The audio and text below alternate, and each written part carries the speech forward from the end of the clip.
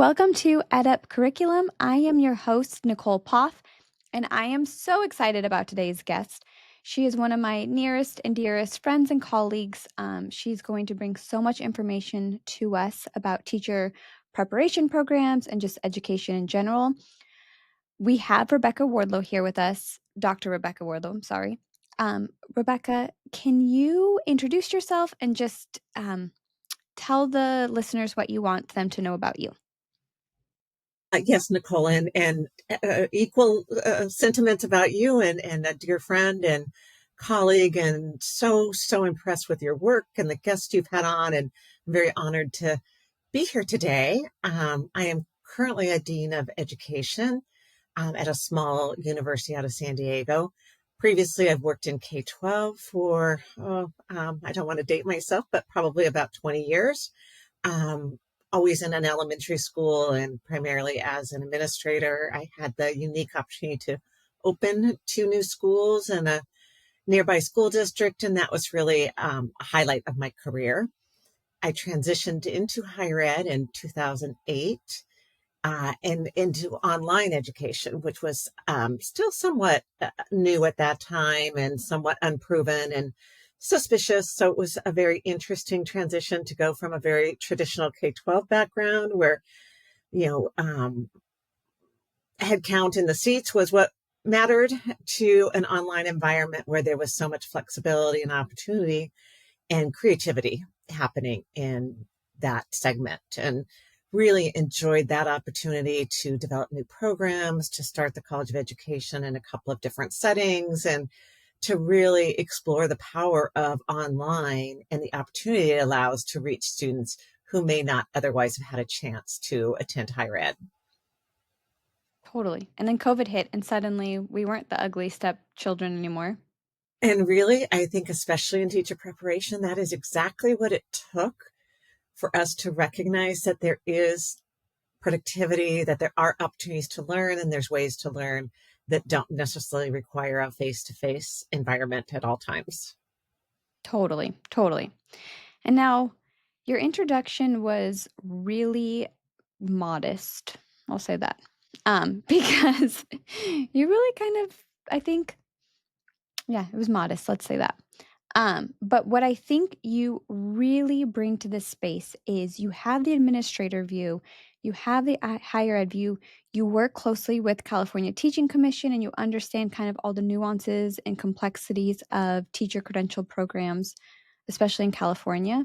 And so you have not only this experience of planning programs, but you've been there too on the other side of that. So your very humble introduction, I think, downplays the value that you bring to the space. And I think there's a lot of states and programs right now kind of trying to figure out, like, there's shortages in certain professions, right? Huge We see shortages this. of teachers. Yep. So we see this for nurses right now, but we also see this for teachers in a lot of different states. Is there's a teacher shortage? How, as an institution, can we do meaningful work here?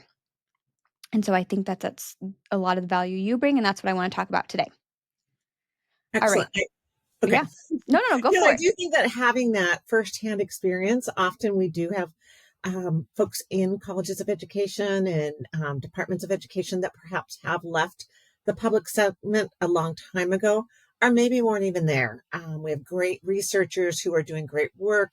They're informing our practices, and that's very important. But that on the ground, in the classroom, hands-on experience brings a different reality to the work that we're doing preparing teachers, I believe. Absolutely. And that leads into my literally my next question, or I guess my first question, which is, how has your experience as a K through 12 admin influenced your perspective on developing teacher prep programs? I have always loved working with new teachers. I think that brings so much to a school setting, their enthusiasm, their current knowledge, their commitment. But I think that it's really, really crucial that they have support. Um, the reality of the classroom and the reality of the school systems today are very difficult. And there's a lot of challenges that they're going to face on the job that aren't necessarily able to be duplicated in a credential program. I mean, we do a lot of case studies, we do a lot of videotapes, we do a lot of analyzing and reflecting, but the day-to-day reality is always going to be unique and different than anything you might have expected or studied for. I think that, one of the programs that I think really has been working well is our internship program, where we are in fact, I started as a bilingual intern teacher way back when. I think that allows us to support them while they're in the classroom as a teacher of record. It's difficult because they're also going to school and have those responsibilities at the same time. They're maybe a first year teacher or taking on the full responsibility, but at least they've got a full year of committed support from the university and from the district, because that's part of the CTC's requirement, is that the district has to provide a specific mentor for the teacher. And then we provide that university supervisor and support for them as well. And they're in a colleague setting where they're attending classes, attending seminars, and able to get some of that support from peers as well. So I think that's one of the things that has been helpful.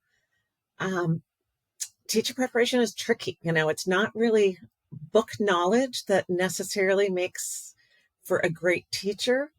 A lot of it is personality, the soft skills. They have to be able to collaborate with others, connect with the students, reflect on what went well, understand areas of improvement, accept feedback, and be able to collaborate with parents and colleagues. And all of those are very unique and specific to the setting in which the teacher is working. I think that's a good point. I have someone in my PhD program. Well, actually, she's in her master's, but she did her teacher credential program and then got out and was like, "Yeah, this is not for me. Mm-mm, I don't." So how do we help students maybe not like realize that sounds bad, but how earlier in the program before a student invests all their time and money and energy into the study and the internship part, like how might we help them get a better feel for it earlier? That is the $1 million question. And how do we support and retain them once they're in the career field? So both ensuring that it's the right fit to go into, and then when they have made that determination and that commitment, how do we support them to stay in the field? And a lot, we're fortunate in that where I am right now, our average student age is more around 36. So it's not necessarily those first time college students that are going straight out of a bachelor's program into a credential program. There are more folks that are perhaps currently working in the schools. They're working as a paraprofessional. They're working in a computer lab. They're working in various settings. So they have a good grasp of what they're in for. They have a good understanding of schools and how they work. For that general student that's just coming in cold, it's experience. It's just, getting them in the classrooms to volunteer, to observe, to participate, and ensuring that it is the fit. And more importantly, that they have the support necessary to be successful. Yeah.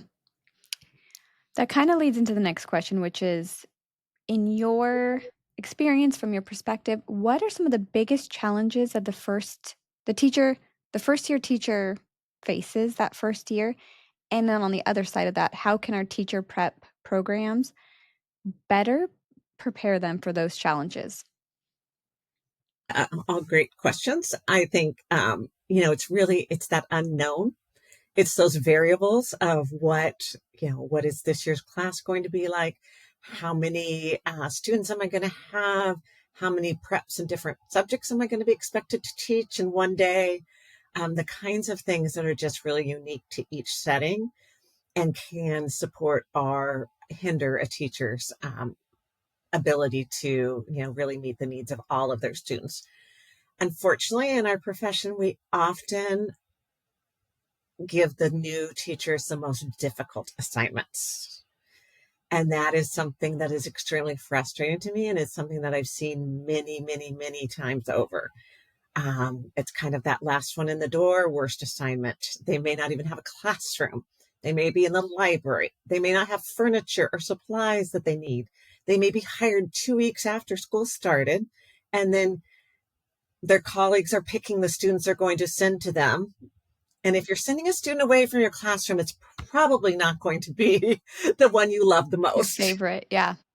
They're going to have the most prep. So really, it's sadly a hierarchical or a hierarchical system in that, tenure and longevity kind of buys you those few privileges because you're never going to necessarily get higher pay or other advantages, but we do tend to give preferential treatment to the more senior teachers.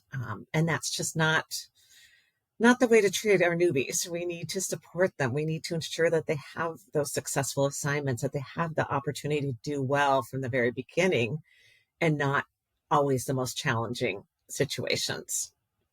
That's a good point, and I didn't know that. I think maybe even as my position as a parent, and PTO involvement, right? Maybe Right, there's right. maybe there's a way where we can start to help our first year students from the PTO side or from the parent side too. Absolutely. Anything that the school PTO can do to provide extra money for funding, they're going to walk in that door without all of the books and materials. And I think the public is always astounded by how much teachers spend and how much they supply and how much they give financially to their classrooms. A traditional classroom is going to have a set of prescribed textbooks, and that's about it.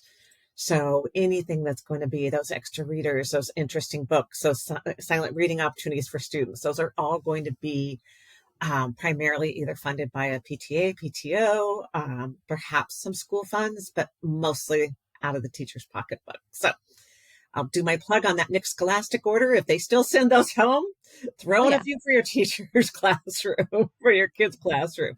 They will be well loved and well appreciated. And same thing with gifts and anything else. Those gift cards where they can buy supplies and materials are very, very valuable.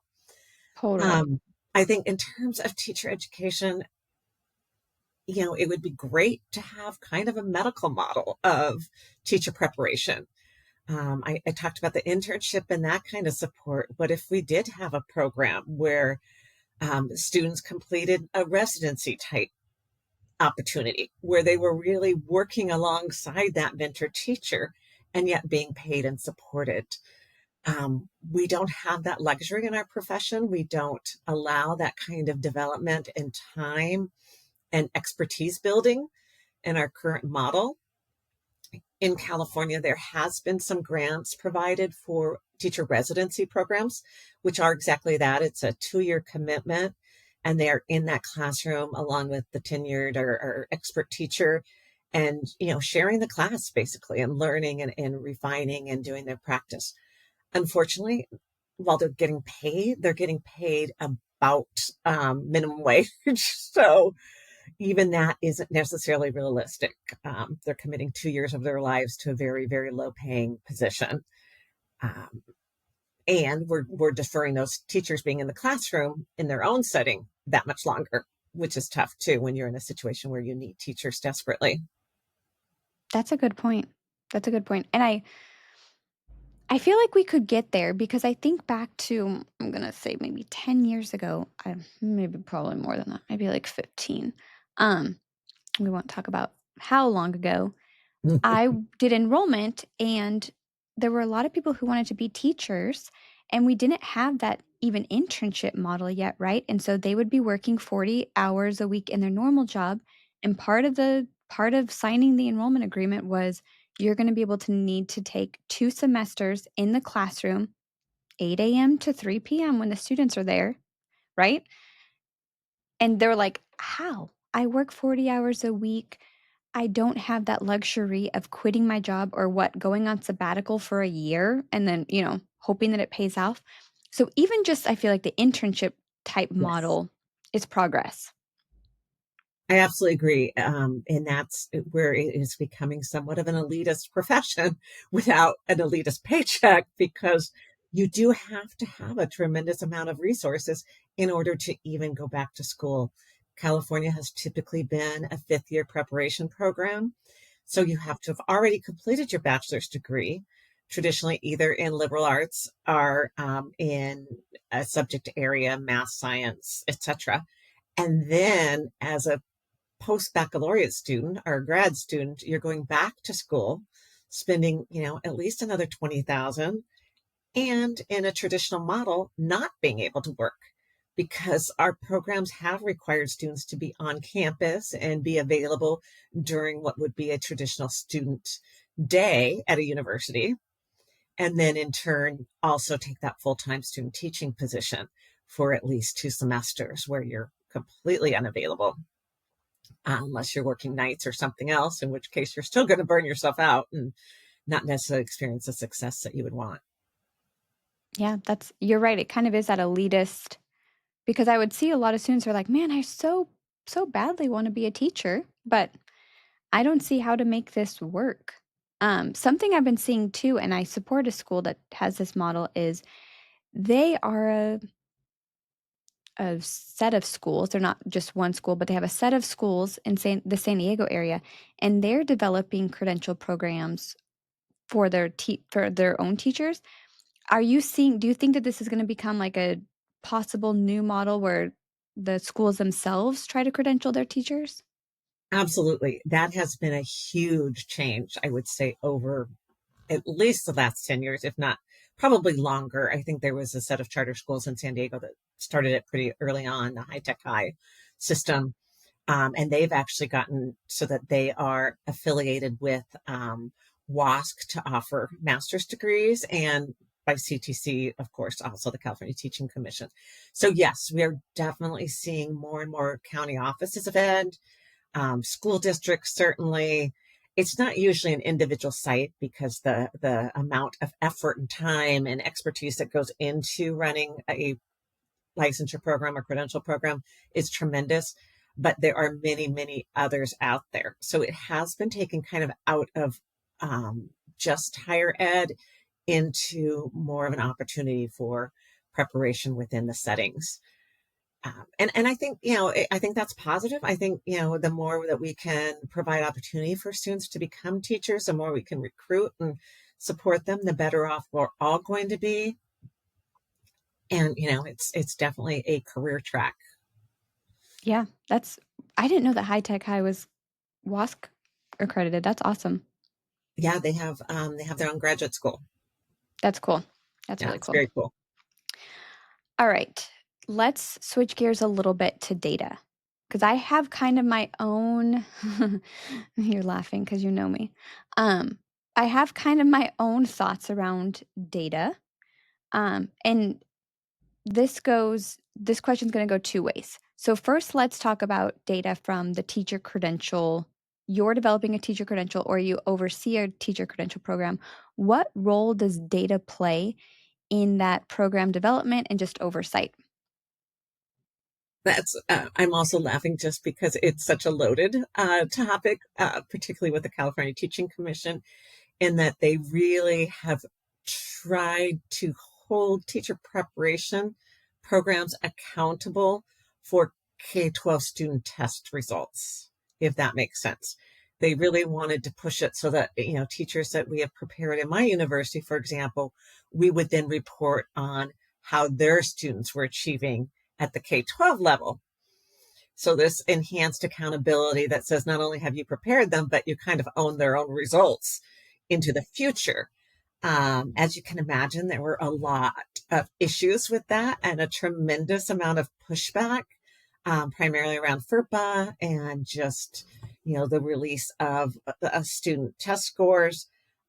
There's so many variables that go into student achievement in the K-12 schools that to try to focus in on teacher preparation as being a significant impact, or even how that impacts along with all the other variables, would really, really be difficult. I don't dislike the idea. I just don't know. I think it's very, very granular.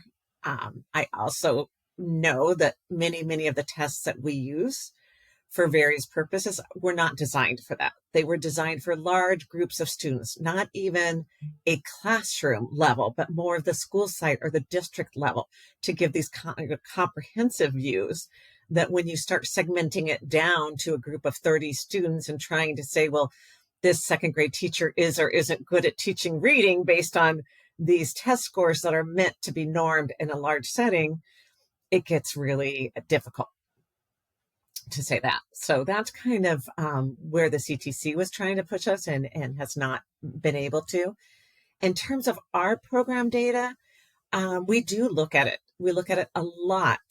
We look at, of course, the feedback from our employers. We survey our teacher employers every year and our intern employers every year to see, how are they doing? Are there weak spots? What can we do to improve? What is your experience with this person? Those kinds of things for feedback. We also look at external data in terms of our teachers in California are required to take a number of exams, one of them in reading specifically called the RICA exam. And we'll look at those scores. We looked at those very, very early on in our program, and we found that some of our students were struggling. We were able to kind of dissect our curriculum, see what we were doing, see, where were we missing on their preparation. And because of that data and looking at that, we were able to move their reading class back in the sequence that they were taking it earlier. We were able to change the vocabulary within the course.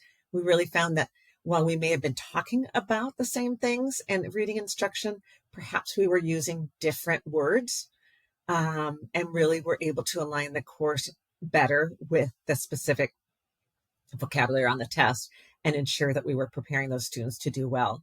And we did see a tremendous improvement in the scores on that exam that is now being ended. So, or replaced, I should say replaced, but that's, not unusual. We also look at scores on the EdTPA, which is the Teacher's Preparation Assessment, and that's the where the students are videotaped, they're writing lesson plans, they're looking for alignment, they're reporting assessment, they're focusing on individual students and kind of plans, individual instructional plans for those students. And so we've looked at that, looked at dissecting kind of how our students are doing on that, where are they struggling, put in some additional supports, including a facilitator that works and meets with the students and conferences with them, hopefully prior to submission of their exams, if the students are willing to accept and seek out the help. So, there are a lot of data points that we can look at that are helpful in informing our program and informing our best practices. That's awesome. And I think there are some programs that can kind of squeak by without needing to look at a lot of Mhm. data points. Like before this call, you and I were talking about liberal arts. That one you can probably squeak by without needing to really make data informed adjustments. But I could be off base, but I feel like you guys don't necessarily have the luxury of ignoring the data. Like you guys have to respond if you see people not passing the EdTPA or the RICA, not getting placed in jobs. Like I would imagine that there are significant repercussions if you don't change based on what the data says. Absolutely. We are a very highly, I don't know, regulated sounds like a bad word, but we're highly scrutinized. We are obviously publicly scrutinized as, parents are in the classroom and others, and the public has their opinions on how well teachers are doing or not doing and how well our schools are doing as a whole. In California, with the California Teaching Commission, they have a um, very broad oversight of our programs, and they do require a very, very detailed program review. So every 7 years, they come in and look at absolutely every aspect of the program. They look at the curriculum, they look at the alignment to the teacher standards, which are immense. They look at student performance, they look at those test scores, they look at absolutely everything that we're doing. So there is no opportunity to really get by. You have to be exceptional, aligned, and performing, and your students have to be successful, which is how it should be.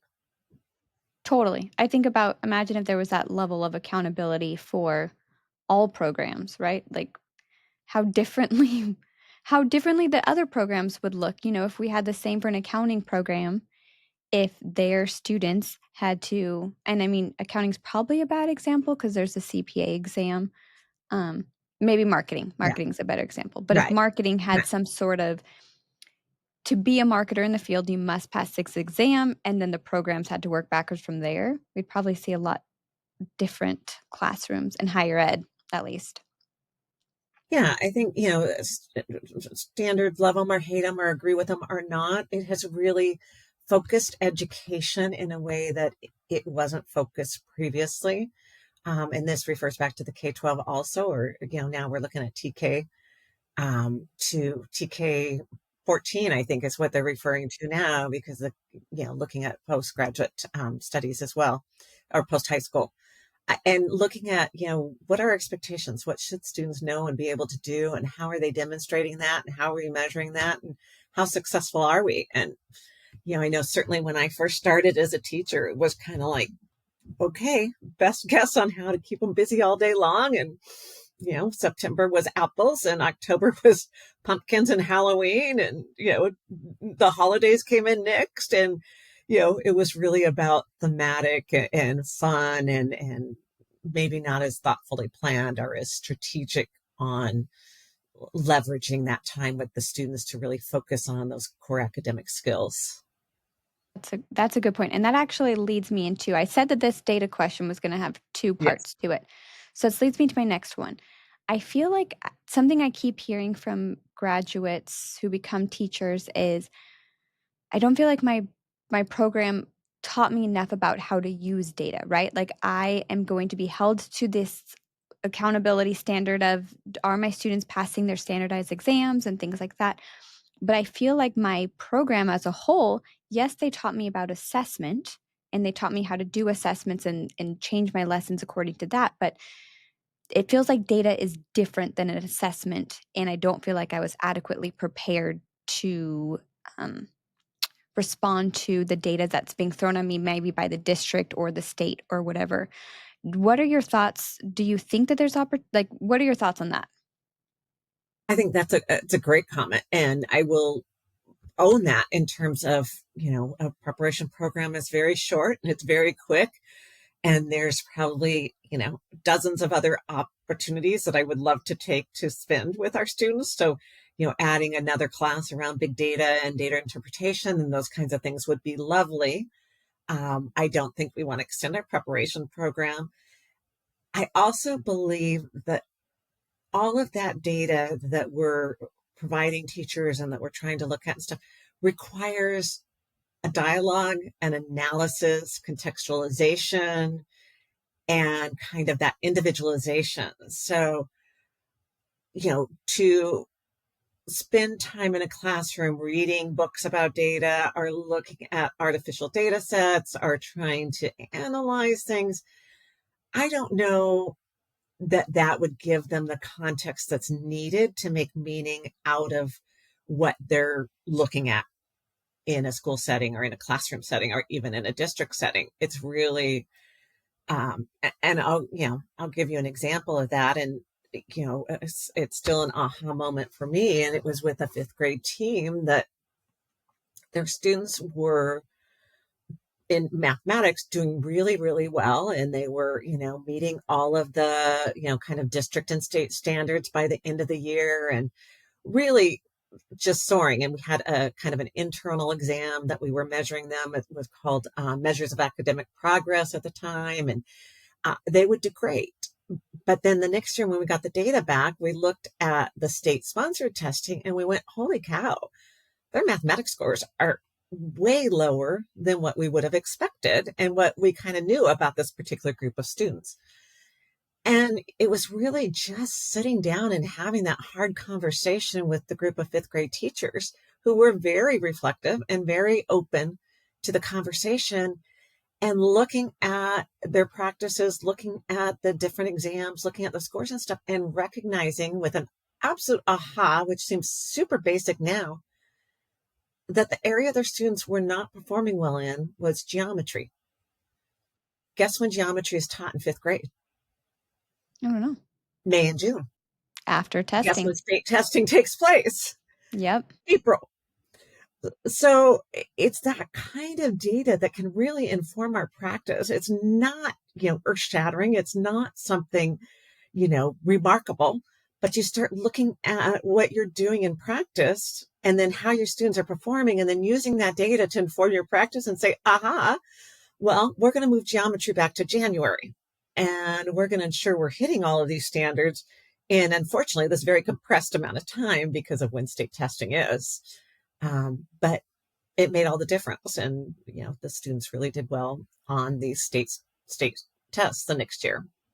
Makes sense. You're like, huh, no learning occurs after state testing. We need to squeeze it. Well, sadly, that kind of is the feeling because when you put all of your weight on this one measure that is reported out publicly and is very scrutinized and schools are rated based on it, you feel a lot of pressure to ensure that your students are prepared for that. And that does cause this curriculum compression to say, we got to do it all before April.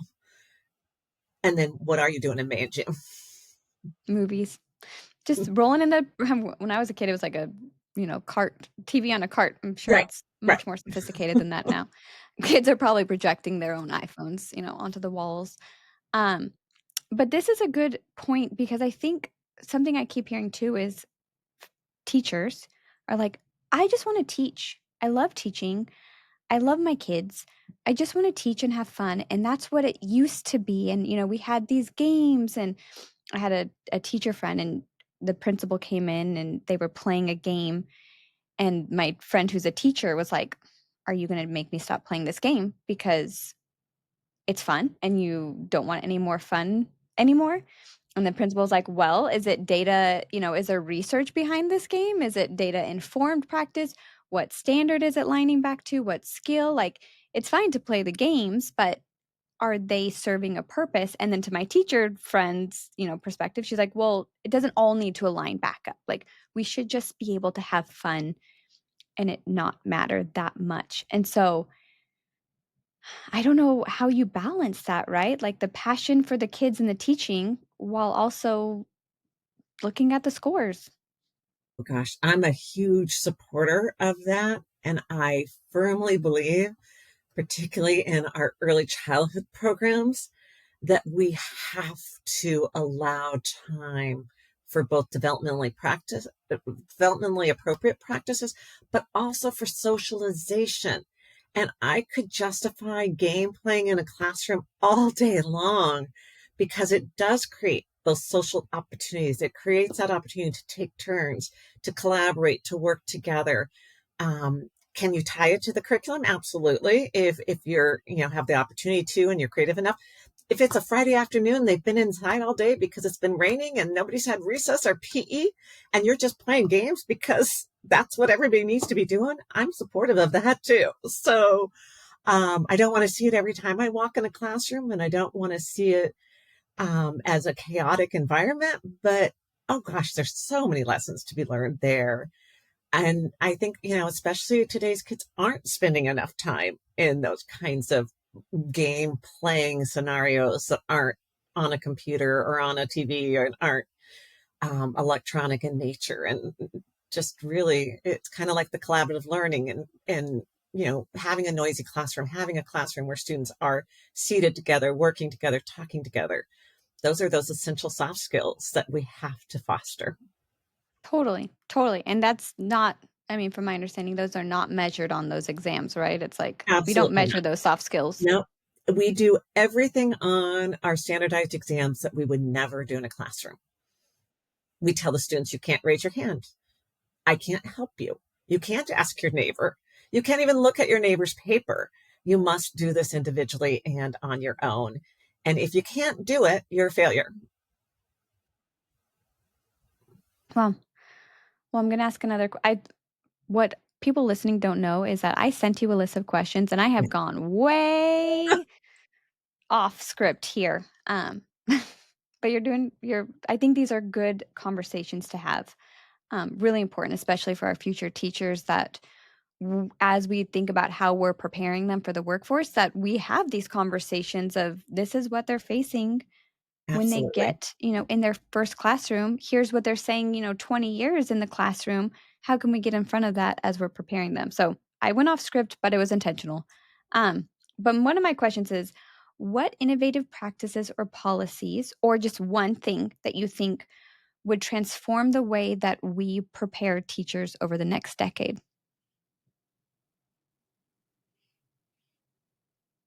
You know, um, that's a tough one. And we kind of touched on the idea of the residencies, the medical model, the additional time to practice and work collaboratively with a peer, with a mentor, with another person in a classroom, because teaching is very, very isolating. You really do have, a large group of students on a, one to many setting. And you're trying to meet the needs of each of them, which are unique and different for every student, along with their, personal needs. Then their academic needs are very unique also.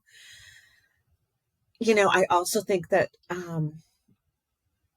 education is contextualized within a community and within a school setting. So to say that this is the fix for all schools in all states and all settings probably isn't possible either. Um, Teacher education, teacher preparation is not going to fix our schools. Um, and we've got to stop blaming and pointing fingers and believing that there's some external force that's going to do that. I think, we've got the kindergarten teachers that don't think the kids are ready to come to school. We've got the middle school teacher who thinks the elementary schools didn't do a good job. And certainly the high schools and colleges proliferate that blame game. And, I heard a speaker say, those kids, the parents are sending us the best kids they have. They're not saving the smart ones at home. They are giving us what they have, and it's our responsibility to work with them, work collaboratively, partner with the parents, but also meet the kids where they are. And I think that's the message that we all have to take. And then that it is, it's a village, that it's not going to be one fix. It's not going to be a preparation program that has the magic answer. It's not going to be a school administrator that came in and transformed the school and made it completely different and it works so much better. If any of us had the silver bullet, I think we'd be happy to share it and replicate it and do it in all settings, but it just isn't realistic. And with that said, then I think we have to work on teacher resiliency, Mm. teacher efficacy, and teacher support. And that's throughout preparation programs, and then certainly when they are in the field, in those classrooms, to make sure that they have the resources they need, that they believe that they're making a difference in the students, and that they are empowered to support them and to teach them and to do what it takes to be successful. That's such a good point because, yeah, you're right. There's sitting in the higher ed space, it's always like, well, our K through 12 isn't preparing them enough. And then you're right, the kindergarten teacher is like, these kids should have learned how to write their names and their entire alphabet before they get to me because I have this whole set of curriculum that I need to meet in kindergarten, and there's no room for teaching the alphabet anymore. It's they need to know that now. So really, you're right. We can't like how do we prepare teachers for what kind of feels like a broken system? Yes, and I still have hope. I'm a huge, huge advocate for public schools. I do Me too. believe that there's teachers out there working miracles every single day. Oh, yeah. And as much as I talked about, kind of developmentally appropriate and play and the place for games, direct instruction is certainly a factor. The kids will learn, they can learn, they do learn. Sometimes they need a gift of time. They may not learn on the schedule of our academic standards, but they do learn. I was a first grade teacher, and one of my favorite stories to read the kids was Leo the Late Bloomer, which is about a little lion that doesn't, grow up on the same pace as everyone else. And I would talk to my first graders, 6-year-olds, about, well, how old were you when you learned to walk? And somebody would say, oh, I was, 9 months old. And somebody else would say, oh, I was 12 months old, or I was 15 months old, or whatever. And then I kind of look at the class and say, but you all know how to walk and you're all really, really good at walking and you're Mhm. all going to learn to read and you will be good at reading. It's just going to take your own time and space to do that. I think that's such a good example. I mean, even between my 2 girls, my oldest was reading, writing, all the things at 5, and my youngest at 5 is I'm happy that she can write her name, and we're starting to sound out letters. 2 And very that's different just kids. exactly where she should be. Yep. There's nothing wrong with that. But our systems will tell you, and you could get that phone call home that says, she's quote behind. And, as ludicrous as that is. Yeah. No, I agree, and I think you're right. I mean, the teachers are doing the Lord's work. I Yes. love all of our teachers. Yeah. I try to spoil our teachers as much as we possibly I can know that because you do that very, very well. I've seen all of the things you're doing for your school site and for the schools that you're working with. And it really is advocates like yourself that make a huge difference, both as a parent and as an external team member for the team schools that you support. yeah, they're balancing so much. But you're right. I mean, if we can teach them efficacy and how to advocate for themselves, then when they do feel like, hey, this year is too much, my parents are, not involved and I have admin reaching down, then maybe along the way they've had some mentors where they can reach back out. Rebecca, I am struggling this semester. Here's all my problems. What's your advice, right? And that's where that community aspect comes back to play. Absolutely. There's okay, there's way more to think about than I initially thought. I was like, oh, there's standards from California Teaching Commission. Align your curriculum to those standards. Bada bing, bada boom, you're done. Uh, It's a complex system. it is. Yeah, And I feel that way about higher education. Like when you're like, I love public education. I feel the same way about higher ed. I love higher ed, but there's some work absolutely. collectively that we need to do. And maybe it's the same way for K through 12 is it's I'm going to retract my failed broken system statement and just say there's Room some for things improvement. room And for when improvement. we fail to see room for improvement, we are not doing our jobs well either. Yeah. Oh, this has been so good. I could talk forever, but your time is limited. So, thank you so much for being here. This I think is really good information as we continue to think about how we shape teachers for today's classrooms and then for their own, careers and futures and how we balance the roles of the accrediting bodies. There's just a lot of complexities there and I think there's a lot of good stuff for someone who is currently in the thick of it or maybe is thinking about it. Maybe my answer is run, don't do it. I hope not. Or I my hope not. answer is Yeah, let's all be part of the solution, right? And let's together we can just kind of reimagine maybe what improvements can be made. absolutely. Well, thank you. Thank you, Been my friend. delightful. Thank you, Nicole. Bye.